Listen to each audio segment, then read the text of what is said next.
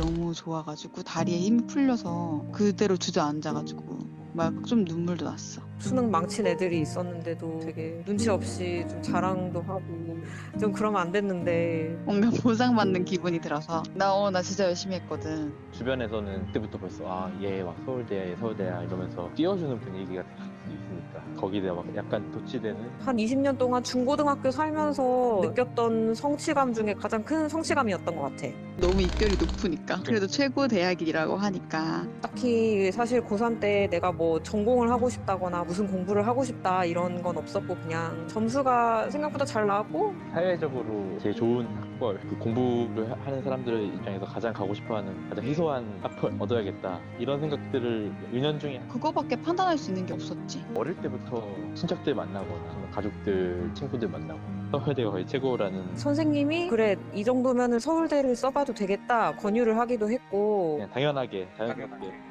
서울대 가고 싶다. 뭐 아직까지 좀 사회 나가서도 선망받는 사람들이 학교를 물어봤을 때 되게 다르게 봐주잖아. 서울대다 이러면은 다른 학생들이 시켜 올려주는 것도 있었고 우리 회사 입사할 때 막상 다 뽑히고 나니까 칼 출신 단순히 서울대라는 이유로 그렇게 무한 믿음을 주는 게 블라인드로 뽑았는데 그렇게 됐다고 생각. 완전히 고려가 없진 않았을 것 같은 생각은 또 들고. 학벌만으로 뭐 외부 활동, 기자단, 외부 장학금 이런데 좀 쉽게 내가 합격을 한 것 같기도 하고 그 학벌만 가지고서 내 능력을 검증하지 않고 얻을 수 있는 자리입니다. 피라미드 형식의 그런 대학 서열화를 보면 정점에 있는 이 학교가 존재하는 게 학벌면에서는 그렇다고 생각하는데 최고의 대학이라고 인식이 사회에 퍼져 있는 피라미드 구조를 고착화시키는 거잖아, 사실은.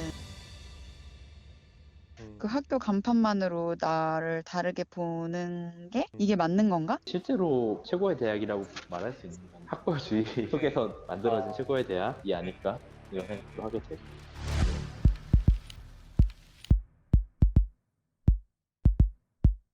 1990년생인 내가 태어났을 때부터 서울대는 대한민국 최고의 대학이었다. 이로부터 27년 전, 그러니까 우리 아버지가 태어났던 1963년도에도 서울대는 피라미드의 꼭대기에 있었다. 급변하는 시대 속에서도 서울대는 1946년 개교 이래 단 한 번도 왕좌에서 내려온 적이 없다. 마치 하늘의 별처럼. 조선반도가 처음으로 경험한 근대적 형태의 대학은 경성제국대학이었다. 이 경성제대가 바로 서울대의 모태다. 미 군정사나 문교부는 경성제대를 중심으로 10개의 대학을 통폐합해 국립종합대인 서울대를 만들었다. 좋든 싫든 일제가 세운 제국대는 서울대는 물론 한국 사회 대학관에 영향을 미칠 수밖에 없었다. 일본의 제국대는 철저히 국가를 위해 봉사하는 것에 초점이 맞춰져 있었다. 국가에 필요한 연구, 국가에 필요한 지식, 국가에 필요한 관료 양성이 핵심이었다. 제국대는 시험을 통해 될성부른 나무를 선별했고 이들을 적재적소에 즉각적으로 활용하기 위해 주입식 교육을 했다. 그것이 가장 효율적이고 손쉬운 방법이었다. 제국대 법과대 졸업생들은 무시험 전형으로 관료가 됐다. 경성제대는 식민지배 잔재를 청산한다는 명분 아래 문을 닫았다. 하지만 누가 조국의 길을 묻거든 관악산을 보게 하란 말처럼 대학이 국가를 위해 봉사한다는 사고가는 변하지 않았다. 아니 오히려 개발 독재 시대를 거치면서 더 강해졌다. 일제처럼 우리도 조국에 헌신할 인재들이 필요했다. 국가는 서울대에 엄청난 규모의 재정을 쏟아부었고 줄 세우기식 입시제도 아래 우수한 인적 자원을 몰아줬다. 과거의 경성제국대학 졸업생들이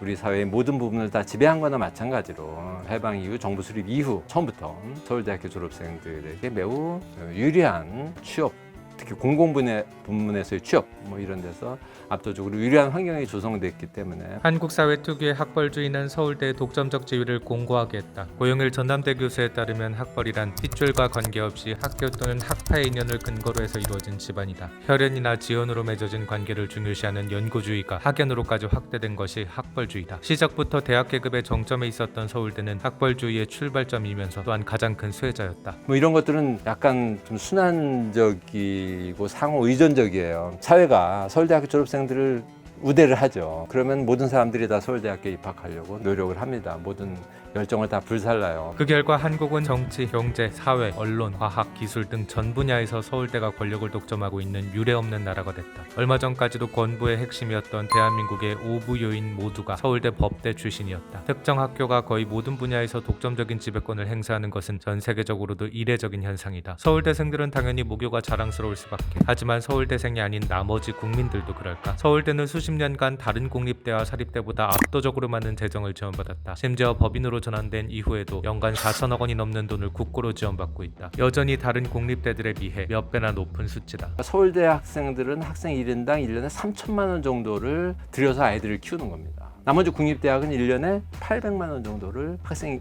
한 사람에게 투자를 하는 거예요. 왜 같은 국립대학인데 부산대학에는 1,300억 원을 1년에 지원해주고 왜 서울대학은 4,800억 원을 지원해줍니까? 왜 70년 동안 그렇게 합니까? 세금은 서울대학교에 입학한 아이의 아버지 엄마가 더 내지는 않습니다.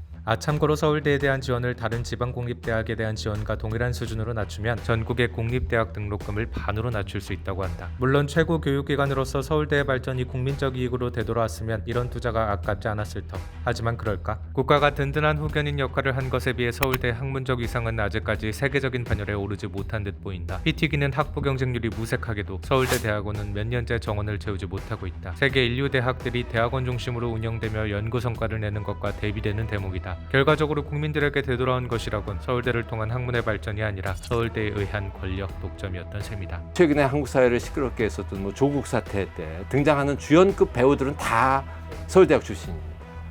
그 사람들이 정말 국가를 위해서 봉사하는 대학이 필요하다고 하는 그 이념에 충실한 모습일까? 서울대학이 국가를 위해서 국민에게 봉사하는 대학일까? 아니면 국가와 국민이 서울대학을 위해서 봉사할까? 저는 후자라고 생각을 합니다. 서울대를 최고로 만드는 힘 학벌주의. 그로 인해 국민들이 감수해야 할 고통은 오히려 너무나 가혹했다. 서울대를 비롯한 명문대 입학이 최고의 가치인 사회에서 공교육은 무엇을 어떻게 가르칠지 고민할 필요가 없어졌다. 학생들을 좋은 대학에 보내면 그게 훌륭한 교사고 좋은 학교이기 때문이다. 상위 1%의 승자들을 위해 대다수 학생들이 희생해야 하는 승자독식 교육으로 공교육은 황폐해졌고 사교육비 증가, 하락군을 위시한 부동산 버블 등의 부작용으로까지 이어졌다. 지금으로부터 19년 전 서울대의 한 노교수가 서울대 학부제를 폐지하자고 했다. 그 자신 또한 서울대 출신이기에 파장이 적지 않았다. 이 같은 주장을 한 건 장외익 서울대 물리학과 교수. 그는 학벌이 봉건 시대의 신분을 넘어선 최상의 자산이 됐다며 임계치를 넘어선 학벌주의를 경고했다. 요즘은 자본의 힘 앞에서 학벌도 의미가 없어졌다는 세상이다. 금수저들이 서울대 나오면 뭐하나 라고 비아냥될 수 있는 세상이란다. 하지만 이런 질문을 던져볼 수 있지 않을까? 그래서 학교는 가고 싶은 곳이 됐나? 학부모들과 학생들은 행복한가? 우리의 입시 경쟁은 사라졌는가?